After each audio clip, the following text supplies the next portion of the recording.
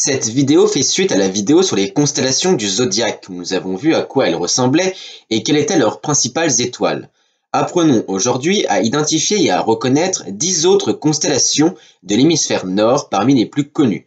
Une autre vidéo avec 10 autres constellations sortira plus tard, alors abonnez-vous. Pas la peine de rappeler ce qu'est une constellation, on l'a déjà vu dans les constellations du zodiaque. Commençons tout de suite avec la Grande Ourse, sans doute la plus connue des constellations. Elle se résume beaucoup à la Grande Casserole, mais en réalité la Grande Ourse est bien plus grande. Ursa Major est même la troisième constellation la plus étendue. On la reconnaît dans le ciel par sa forme de casserole. Il suffit de partir du bas de la casserole pour trouver les étoiles des pieds. 6 étoiles sont parfaitement visibles, ayant une magnitude inférieure à 3. Les voici. Alioth, la plus brillante de magnitude 1,76, Dubé, Alcaïde, Mizar, Merak et Phegda, au juste Gamma Ursae Majoris. D'après la mythologie grecque, la Grande Ourse est Callisto, une nymphe de la suite d'Artémis, aimée de Zeus. Zeus prend la forme d'Artémis pour pouvoir s'approcher de Callisto. De cette union naît Arcas. Héra, la femme de Zeus, lorsqu'elle apprend ça, transforme Callisto en ours. Un jour, Arcas, jeune homme, en pleine chasse, vit l'ours. Mais Zeus l'empêcha de la tuer et transportait la mère et le fils dans le ciel. Callisto devient la grande ours et Arcas la petite ours. Justement, voyons la petite ours. Ursa Minor est aussi appelée petite casserole, en comparaison à la grande casserole. Elle y ressemble elle aussi. Elle est juste plus petite. Seules 2 étoiles sont parfaitement visibles. L'étoile polaire de magnitude 1,97, Polaris, étoile du nord. Cette étoile est toujours pointée vers le nord, elle indique le nord. L'autre étoile est Kochab. La petite ours est donc mythologiquement Arcas, fils de Zeus et Callisto. À noter aussi que l'Arctique, qui est la région du nord, veut étymologiquement dire relatif au pays des ours. Bon, et Antarctique, c'est l'anti-pays des ours, soit l'opposé de cette région. Cassiopée est aussi une constellation facilement identifiable grâce à sa forme en W. 4 étoiles sont parfaitement visibles, Gamma Cassiopeia ou Navi de magnitude de 15, Alpha ou Cheddar, Beta ou Kaf et Delta Cassiopeiae.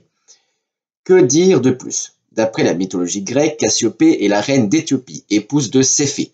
Elle prétendit un jour que sa fille Andromède était plus belle que les Néréides, les nymphes de la mer.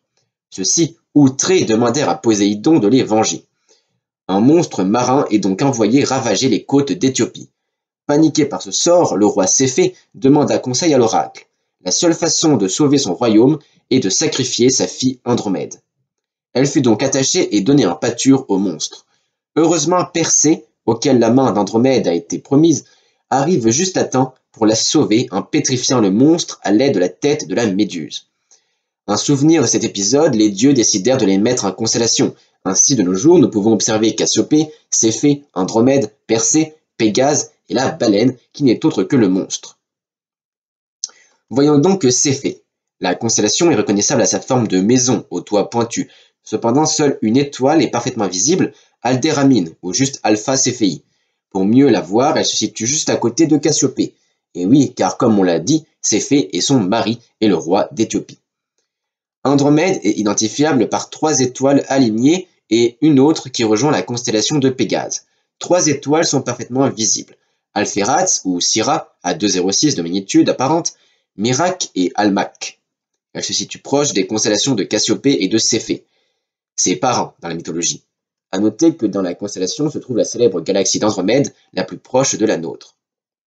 Nous ne verrons pas dans cette vidéo Persée et Pégase qui interviennent dans le mythe d'Andromède. Ce sera pour une prochaine fois, alors n'oublie pas de t'abonner et tu peux aussi nous rejoindre sur TikTok, Insta et Discord. Mais voyons tout de suite la baleine. C'est la 4e constellation la plus vaste, mais ce n'est pas la plus évidente. Voici à quoi elle ressemble, en pentagone et en triangle relié. Seules 2 étoiles sont parfaitement visibles, Divda à 2,04 et Menkar.